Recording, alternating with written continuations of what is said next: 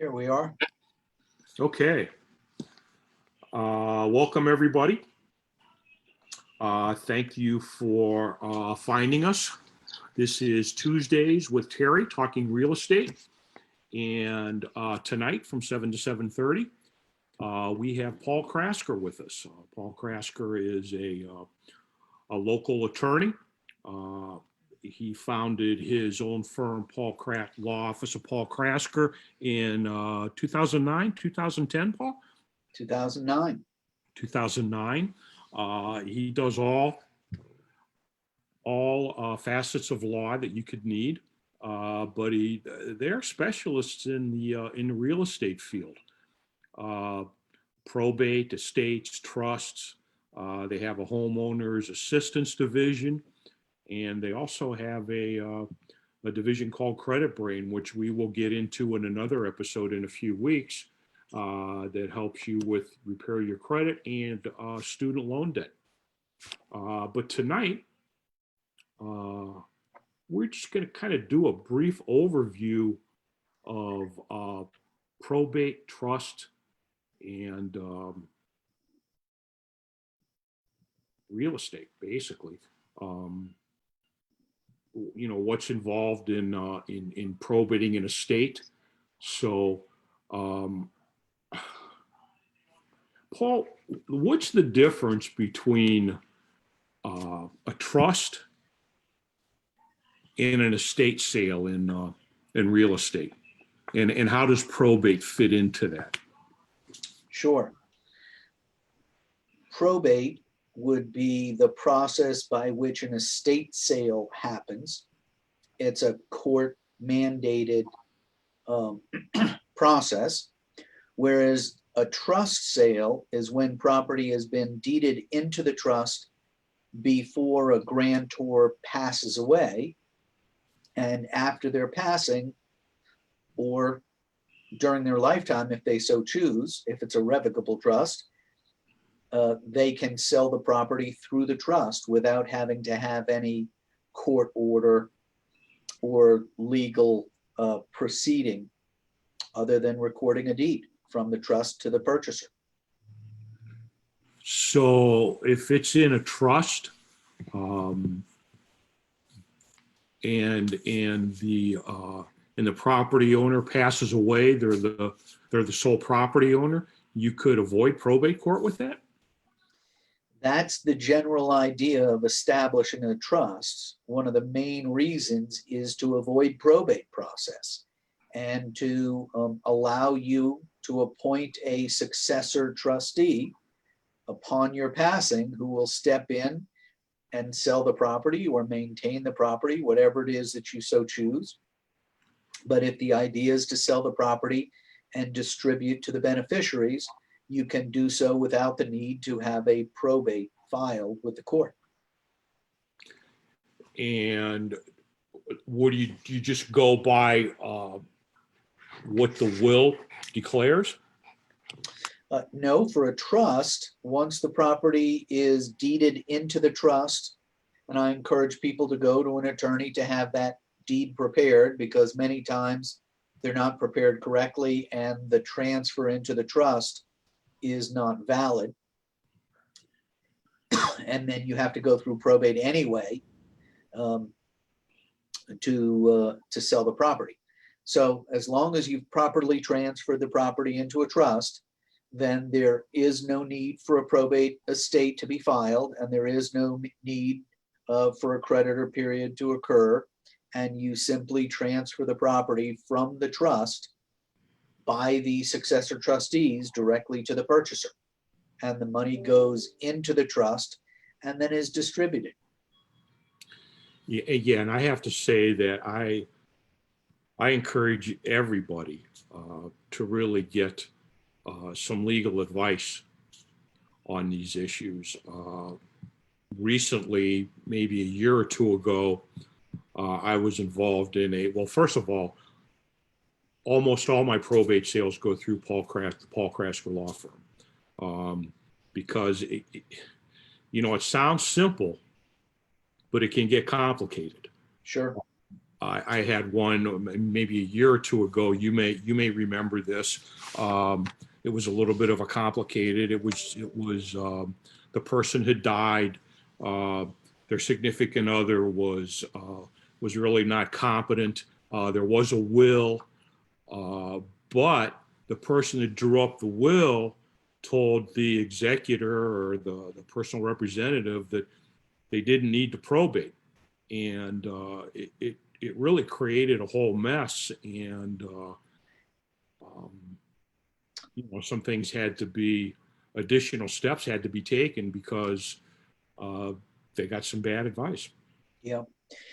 Well, and that's what we try to step in and do, whether it's to the beneficiaries directly or through an agent who's helping the beneficiary sell the property. We know what the probate laws are. We know what the trust rules are.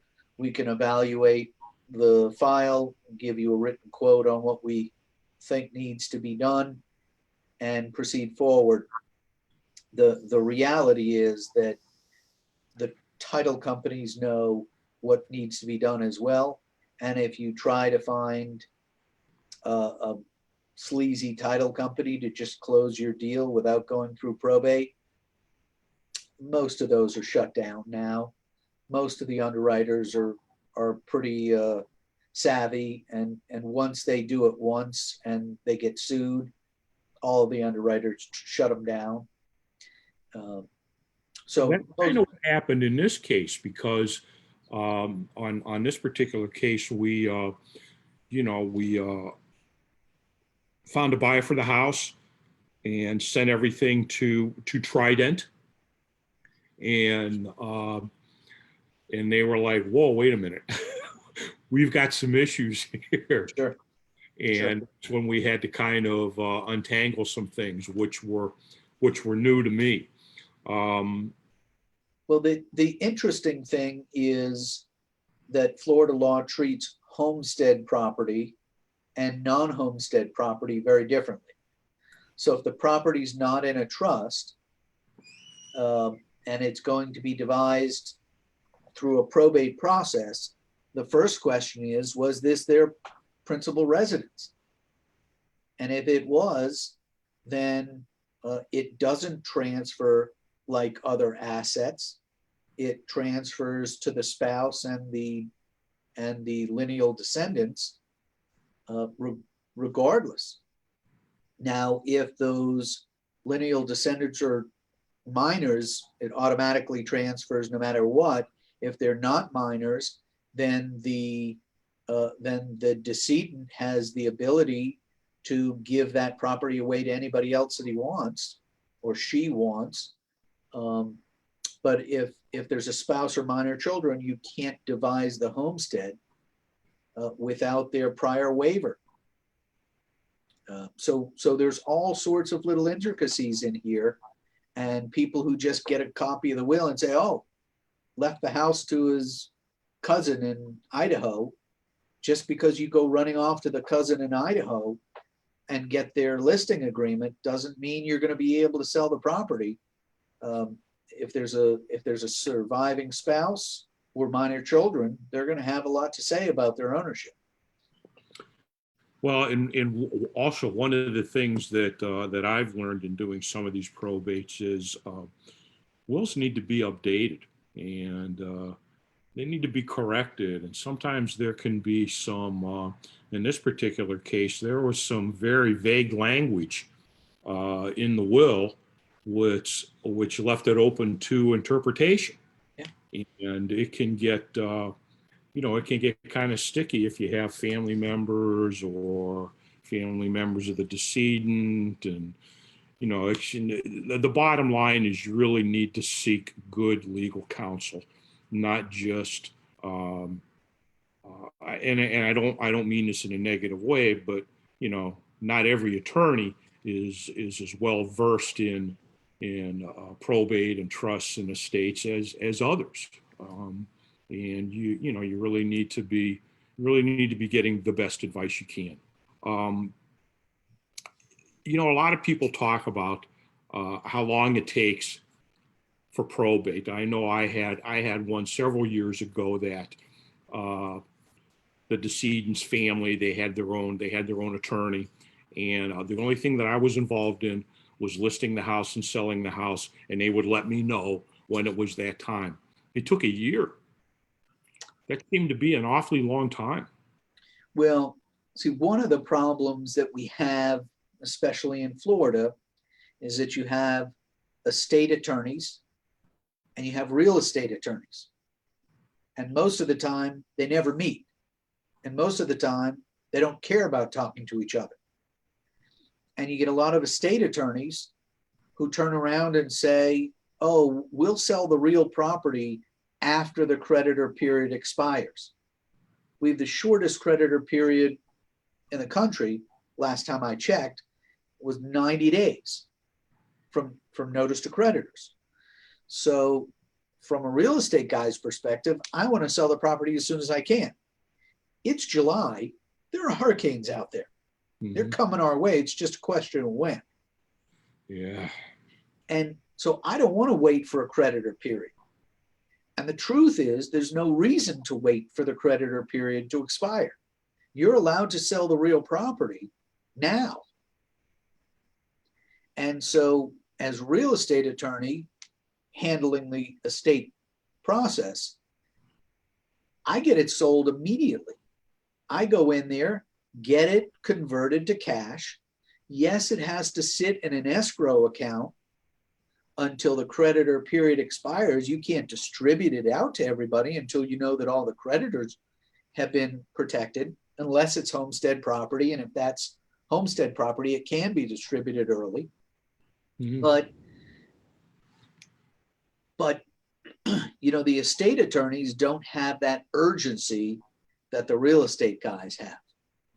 And there's some who probably do, but in general, I think that's where you get people saying, oh, it might even be a year before we get to the sale of the house. Well, what's going on with the house? You're paying electric bills, you're paying insurance, you've got risk of damage, you've got an unoccupied house, you've got the risk of a squatter, paying homeowners association fees, any number of reasons that this thing should be moved along. Yeah. Real estate taxes, there might still be a mortgage payment. I tell the realtors that I work with, when they send me a probate, as long as the family cooperates and the personal representative gives me the information I need to fill out the documents, I'll have the documents back to them within the week, and I'll open the estate. Given COVID has added some time to this, I'll open the estate by the end of the next week.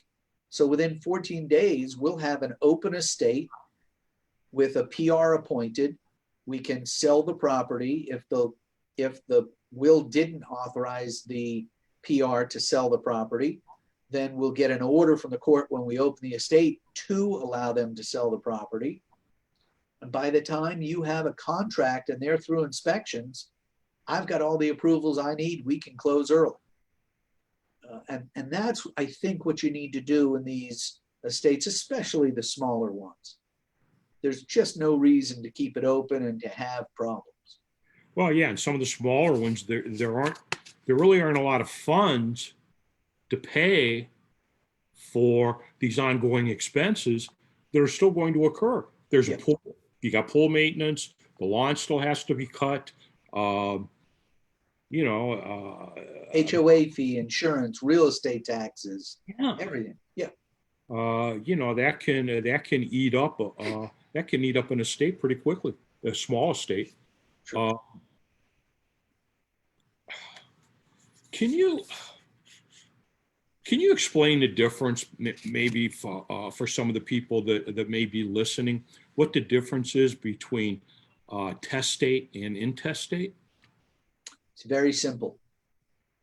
Testate means you died with a will. Intestate means you died without a will.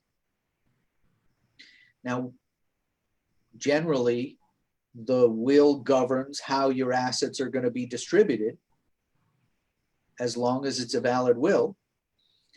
And if you don't have a valid will, we have a Florida statute that governs how your assets are going to be distributed. And that's called the intestacy statute.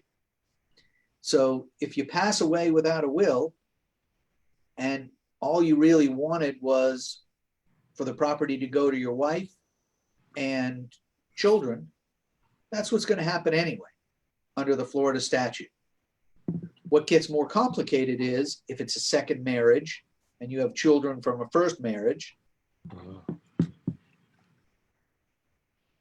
then there's a statutory provision that governs that. The spouse either gets a life estate with the remainder going to the children from all marriages, or the wife gets 50% or the spouse gets 50% and the children get 50%. Either way, at the spouse's discretion. What makes a will a legal will? I mean, somebody just, writes it down on a piece of paper and signs it. Is that a legal will? No. Now, there may be circumstances where that can get approved as a holographic will or whatever they call it, meaning it didn't meet all the requirements, but there's good evidence that it was intended as the last will and testament. The person was on their deathbed, they wrote something out, their own handwriting, signed it, dated it, there were witnesses present. If all of the language and notarization isn't perfectly legal, they can still try to submit that to a court, but it's the court's decision whether they're going to accept it based on the evidence. But if you want to know that you're signing a last will and testament that will be accepted, you need to follow certain very specific guidelines and procedures. It has to be signed in front of two attesting witnesses who are not family members. Oh. The witnesses and the person who's signing the will all need to be in the presence of each other and all need to attest in the will that they saw each other sign the document, and then a notary needs to take notarization on each of those three individuals. Okay, that's a little bit more involved than I think most people think, including me. Yeah, and we get a lot of people who go online and want to pull off a form and say, we don't want to pay for this. We generally charge $750. Oddly enough, what I say to people is, it's not actually the will that matters the most. Yeah, you can waive the final accounting, you can waive the bond, and if you died without a valid will, those would be expenses of your estate and take out of the monies that your heirs would get. But there are some other documents we do in estate planning that are almost more important to you as the person who's drafting the will. If you're in a vegetative state with no hope of recovery or in a terminal situation, you need a living will. The Shivo case from Tampa was a horrible example of what happens if you don't have a living will. So, you want a living will that allows somebody to basically pull the plug after a medical doctor determines that you're in a permanent state. There's a healthcare surrogate document that's separate from the living will that says that if you're unable to make healthcare decisions for yourself, either dementia, Alzheimer's, or in a coma state where somebody has to make a decision of, do we do this procedure that has a chance of you coming back to life, or do we leave you in this condition? Those are decisions that need to be made by somebody. And if you don't have a spouse, or you don't want your spouse making that decision, and you have a family member who's got some medical training who would be better to make that decision, if you don't appoint them under the HIPAA laws, you don't get them to make that decision, period. It's over. So there are a lot of things like that you really have to be sensitive to. The other thing is a power of attorney. If you became disoriented and couldn't write your bills out, somebody would have to go to court and get a guardianship over you to be able to pay your mortgage every month, to be able to pay the electric bill for you. And that's a very expensive process, $10,000, $15,000 at the end of the day. If you've got a power of attorney that's properly drafted, you can go into somebody's bank and say, my uncle's disoriented, needs me to write some checks on his account. I need to order checks, or I need to write 3 counter checks right now to pay his mortgage so that we can get this under control for the next 30 days. Those are things for somebody who's coming in for an estate plan that are almost more important than the will, right? Because it affects their final stage of living. So is that part of the will package, or Yes. one of those are separate? Yes. So when I say we charge $750, it's for a will, it's for a healthcare surrogate, it's for a living will, it's for power of attorney.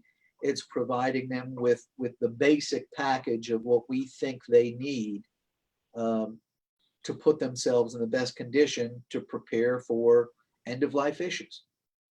Well, this gets more involved and is actually more important than the real estate aspect of it. Sure. Sure. I mean, usually that's everybody's biggest asset at the time of their passing. And you'd be surprised how many times I sit down with people and we talk about what are your big assets, and they all talk about their stock account. And I said, well, who did you identify as a beneficiary for the stock account? Didn't know I had to. Then they're going back to Merrill Lynch, going back to Fidelity, and leaving some names for the beneficial interest upon their passing. Same thing with the IRA. You're allowed to have a beneficiary listed for your IRA, separate and apart from the will, and you need to do that. And then upon your passing, all you need to do is give them a death certificate, and that money comes to you.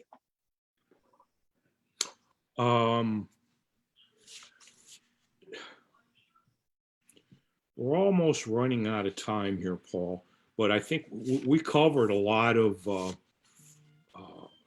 basics that I think people should know. Myself, I'm a realtor. I'm concerned about the real estate, but the reality is, it's a holistic issue. There's more than just the real estate involved, and if things aren't done correctly, it could be a whole can of worms. Let me just ask one final thing here. People may be wondering this: if somebody passes away and they do have assets, they do have an account with a financial planner, they do have real estate that's paid for, but they don't have a will. So they have heirs, but they don't have a will. So that's just going to go to probate court and it's going to get hammered out. Yeah. So we get calls from kids up north all the time. Mom and dad passed away. We looked for a will. We couldn't find one. We've been through their paperwork. I explained to them that if there was an attorney down here who had a will and they saw that mom and dad passed, and we have to look through the obituaries every day to see who's passed and who hasn't, we have an obligation to deliver that will to the court within, I think it's 10 days of notice of passing. So I always say to them, check the probate court and see if anybody's deposited a will within 30 days of the date of death, just to make sure that there wasn't somebody out there who did do a will and kept it in their will file. Mm-hmm. But it's not the worst thing in the world when that happens, and we just do an intestate estate. It's usually, the last spouse to pass, and there's 3 kids, and it's divvied up amongst all 3, and they get what they get. Well, Paul, I want to thank you for taking the time to sit with us tonight. I know, the goal tonight was just to, to go over some basic information uh, for the general public out there. I think the thing that I would like to leave people with is that you really shouldn't fly blind on this. You should really get some competent legal advice. Um, I've been working with Paul for a long time. And although I'm sure there are other competent law firms out there, I've just worked with Paul the most. Is there any final word you would like to impart, Paul? No, I think that's the key. I think the key is to make sure you're talking with somebody and preparing yourself for whatever inevitabilities there are out there, and just be prepared so that you can save your heirs as much heartache and trouble as you can down the road. And it shouldn't be a very expensive process at all. It can be done quite reasonably and doesn't have to be a torturous project. So It's supposed to be one of the best states for probating real estate and probating an estate, isn't it? well, we have the shortest creditor period. We have no estate tax in the state of Florida. We have no state mandated appraisal system. So we've done everything we could do to make it as smooth and as easy as possible for people. Yeah. Sounds good. Thanks a lot, Paul. Have a good evening, and I Thank you. hope we'll see each other again soon. Look forward to it. Thanks again for having me. My pleasure.